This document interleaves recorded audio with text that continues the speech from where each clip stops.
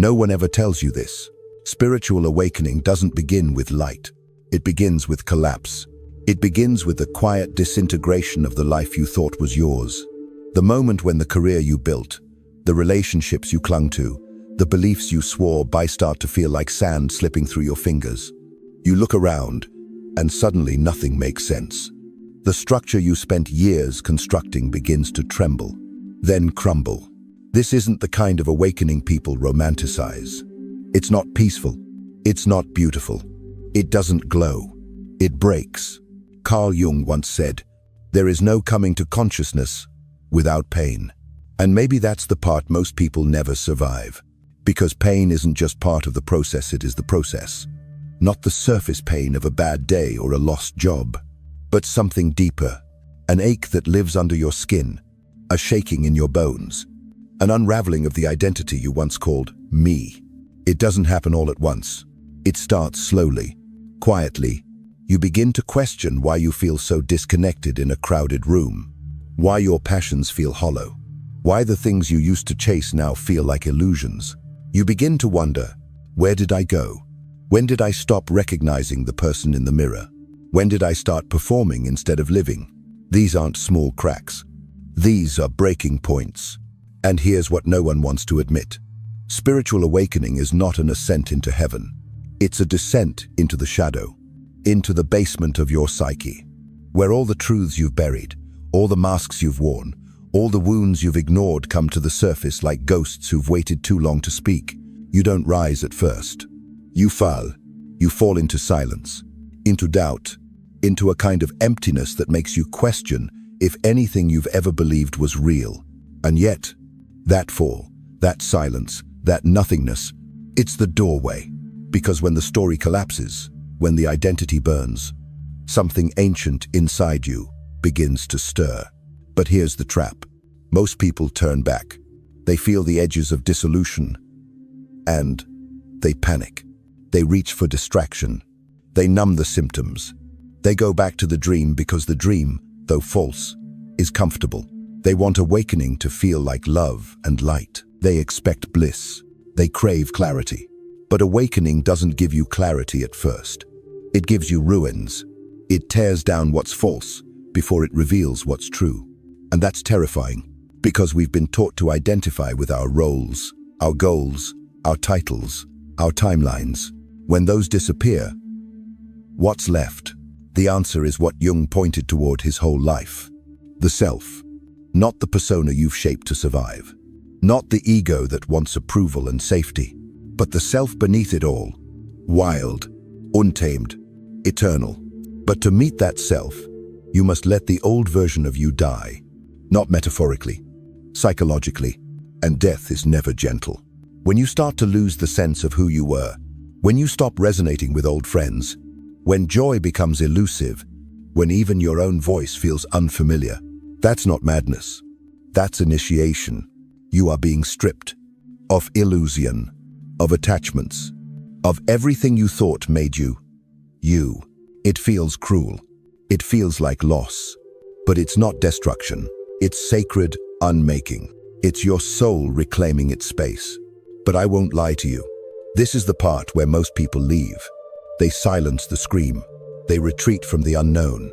They trade their becoming for belonging. Because it's easier to be who the world expects you to be than to become who you truly are. But I need you to hear this.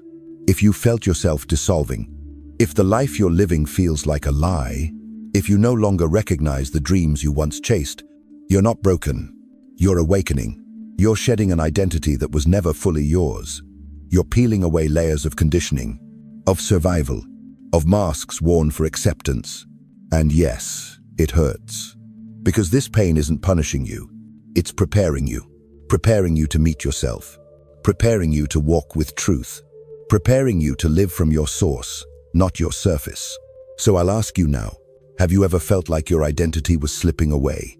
Have you ever felt like something in you was quietly dying? Not from despair, but from the need to finally be free. If you have, you're not alone. You're not crazy. You're not lost. You're waking up. And while that awakening may break you, it's not to destroy you. It's to unmake everything you are not, so that what's left is something real, something whole, something you. Let that truth hold you. Even as everything else falls away, most people don't survive their spiritual awakening, not because they're weak, not because they're unworthy, but because they reach a point that feels like death. And in many ways, it is. It's called ego death. And no, it's not a metaphor. It's a psychological and emotional unraveling so deep that it feels like your very existence is being erased. Not physically, but existentially.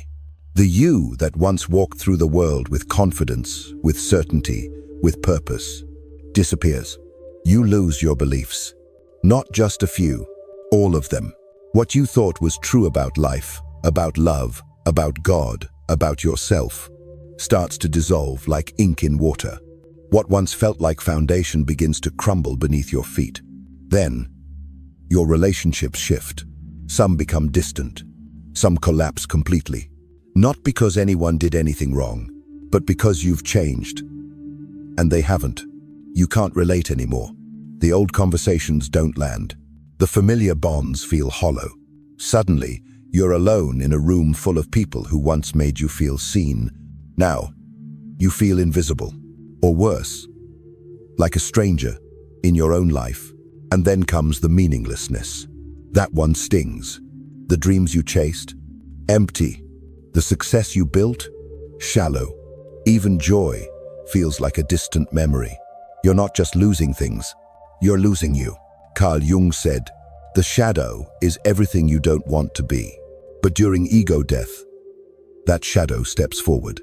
Not to haunt you, but to show you what you've hidden, what you've denied, what you've buried so deeply inside yourself that it had to find another way to live.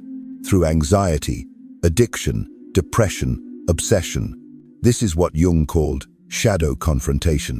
And this is where most people give up. Because the confrontation doesn't come with warning. It doesn't knock on your door politely. It arrives like a flood, overwhelming, unrelenting. It drags you to the floor, strips you bare, and dares you to look at everything you've run from, everything you thought you were. The achiever, the caretaker, the smart one, the strong one, the good one, the one who holds it all together. Gone. What's left? Silence, confusion, and a deep, gnawing ache that whispers, "If I'm not who I thought I was, then who am I?" But here's what no one tells you. This is not your destruction. This is your becoming. You are inside the cocoon. That terrifying in-between space where everything you've ever known has dissolved, but nothing new has taken shape. You're not a caterpillar anymore, but you're not a butterfly either. You are formless, floating, lost. And that's exactly where transformation happens. But it feels like hell. You may wake up with no motivation to move, no desire to speak, no reason to care. Your passions vanish. Your goals feel pointless. You question everything. Your mind plays tricks on you. You feel like you're going mad, but you're not. You are shedding the false self, the performance, the roles you were never meant to carry. This is ego death, and it doesn't come in a single moment. It unfolds over time, sometimes months, sometimes years. You'll feel like quitting. You'll want to run. You'll beg for something, anything to make it stop. And still, it continues, because the truth doesn't care about your comfort. It cares about your liberation. And liberation only comes when the illusion has been burned to ash. So if you're feeling lost, numb, disconnected, this isn't failure. This isn't dysfunction. This is initiation. You are not dying. You are being born. But like all births, it's painful. It's bloody. It's messy. It requires surrender. And this is the part most people turn back from. They can't tolerate the discomfort of not knowing who they are. So they go back to what's familiar, even if it hurts, even if it's fake, even if it makes them sick, because safety feels more important than truth. But you, if you're here, if you're listening, if you've made it this far into the descent, then something in you refuses to go back. Something deeper, older, wiser, a part of you that remembers why you came here, A part of you that knows the ego had to die, so the soul could lead. That part of you doesn't want comfort. It wants truth. Even if the truth shatters every illusion you've held, even if the truth costs you the life you once knew, that part of you knows. Real freedom doesn't come from adding more. It comes from letting go. So let go. Let go of the beliefs that no longer resonate. Let go of the relationships that feel forced. Let go of the goals that leave you hollow. Let go of the self that was never really yours. You don't need to know what comes next. You just need to stay in the void, in the stillness, in the cocoon. Because the void isn't empty. It's full of everything that's waiting to become. And while it feels like you're losing your mind, you're actually finding your soul. So breathe. You are not lost. You are not broken. You are not wrong. You are dissolving. You are dissolving the mask, the roles, the stories, the conditioning. You are dissolving so something real can emerge. Not from the outside, but from the core. And that something, it's you, not the you the world taught you to be. Not the you that pleases, performs, or perfects. But the you that's been buried beneath it all, silent, waiting, sacred. So stay, even when it hurts, even when it's dark, even when it doesn't make sense. Because what feels like the end is the beginning. You are not being destroyed. You are being reborn. Right here, right now, in the fire, in the dark, in the silence. And that is where the soul remembers itself. You don't go back to your old life. You live as someone new. Not because you've added anything, but because you've stripped everything away that wasn't truly you. This is the quiet phase no one talks about. After the breakdown, after the descent, after the death of the identity you clung to for so long. Now, something else begins. Not a rush, not a high, but a steady return to yourself. Carl Jung called this individuation, the process of becoming whole, of integrating what was once exiled, of allowing the shadow and the self to sit at the same table. You no longer run from your darkness. You meet it. You listen to it. You learn from it. And something miraculous happens. You stop needing to be loved to feel worthy. You stop measuring your value by other people's eyes. You stop defining yourself by systems you've outgrown. Now, you carry your worth quietly. It's not a performance. It's presence. You move through the world differently. Not faster, not louder, but truer. You no longer react from fear. You respond from stillness. Where you once defended, you now observe. Where you once explained, you now breathe. Where you once chased, you now allow. This stillness isn't weakness. It's power. There's a power in restraint, in knowing who you are so deeply that you no longer need to prove it to anyone. You become a mirror, not for validation, but for reflection. And some people won't know what to do with you because you don't play the game anymore. You're not performing. You're not hustling for love. You're not seeking approval from a world built on insecurity. Instead, you wake up one morning and something is different. There's no rush, no bunnets. You sit with your coffee. You look out the window. The light hits your skin. You breathe. And for the first time, you feel alive. Not because of what's happening, but because you're finally here. Fully, completely, unapologetically. It's subtle, but undeniable. There's a calm that wasn't there before. A softness around your edges. A peace in your bones. You don't need to say anything. You don't need to convince. You don't need to fill the silence with noise. You have become the stillness you once ran from, and it holds you.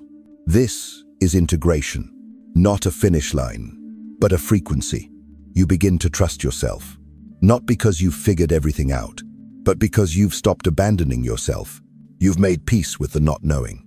You've befriended uncertainty. And now, the unknown doesn't scare you. It feels like home. You walk through the world differently now. Your boundaries are quieter, but stronger. Your yes is sacred. Your no is clear. You give without overextending. You receive without guilt. You rest without justification. And in this state, this new way of being, you begin to radiate something different. You're not louder, you're deeper. People feel it. They may not understand it, but they sense it. You are no longer here to be chosen. You are the one doing the choosing. You are no longer here to perform. You are here to be. And that being, that presence, is a quiet revolution. It doesn't demand. It doesn't scream. It simply is. Like a tree that no longer needs to grow to prove itself. It just stands, rooted, alive, whole. This is what it means to embody your awakening. To walk not with answers, but with alignment. You stop searching for the truth like it's out there, and you realize you are the truth. You've always been. You don't need to go anywhere. You don't need to change yourself into someone better. You just need to come home. Home to the quiet knowing inside you. Home to the inner sanctuary that can't be shaken. Home to the breath, the presence, the pulse of your own soul. And when you live from that place, everything changes. Not instantly, not dramatically, but undeniably. You begin to speak more slowly. You pause more often. You listen more deeply. You no longer rush to be understood, because you've already understood yourself. You no longer force things to happen. You align, and what's aligned flows to you. And what's not, you bless and release. You don't carry the old weight anymore. You've put it down, lovingly, intentionally, and in its place, you carry light. Not the kind that blinds, but the kind that warms, that softens, that reveals. You've become the kind of person whose presence changes the energy in the room. Not because you try, but because you no longer dilute who you are. You've stopped shrinking. You've stopped apologizing for your depth. You've stopped explaining your evolution. You simply walk, and your walk becomes your medicine. Your silence becomes your answer. Your being becomes your offering. This is the integration. This is the real shift. Not the flash of awakening, but the embodiment of it. Not the mountaintop insight, but the everyday grace of living it. You don't need to tell people who you are anymore. You are who you are, and that is more than enough. So let this be your reminder. You don't need to chase anything. You don't need to fix yourself. You don't need to prove your worth. You are already whole. Not because you did the work perfectly, but because you stayed. You stayed in the fire. You stayed in the silence. You stayed with yourself long enough to remember the truth that can't be taught. You are the light you were looking for. You are the answer to your own question. You are the home you thought was somewhere else. So breathe into that. Let it hold you. You don't need to go out and find truth. You are the truth. Fully awake. Fully alive. Finally home. If you've ever felt like your world was falling apart. If you've ever stared into the mirror and wondered where you went. If you've ever felt like you were being broken open from the inside out, you're not alone. This journey, as painful and beautiful as it is, was never meant to be walked in isolation. So I want to ask you something. Where are you in your awakening? Are you just beginning to feel the cracks? Are you deep in the descent, where everything feels like it's dissolving? Or are you slowly finding your way back to yourself, piece by honest piece? Wherever you are, I invite you to share it in the comments. Not for validation, but for connection, because when we speak our truth, we give others permission to do the same. This is not just a video. This is a shared space. A quiet gathering of souls walking similar paths in different bodies. Your voice matters here. Your story belongs. And if these words have touched something inside you, if they've echoed where silence once lived, then stay. Stay with us. Stay with yourself. Because the next video will meet you where you are. Not with answers, but with presence. With language for the things you've struggled to name. With reminders that your becoming is sacred, even when it's messy. So if something in you whispered yes as you listened today, if you felt seen or softened or simply not so alone, I invite you to subscribe. Not just to follow a channel, but to walk alongside a community that's remembering itself. One breath, one step, one truth at a time. Carl Jung once wrote, "The privilege of a lifetime is to become who you truly are." And if that's what you're here for, to become, then welcome home. We're becoming together.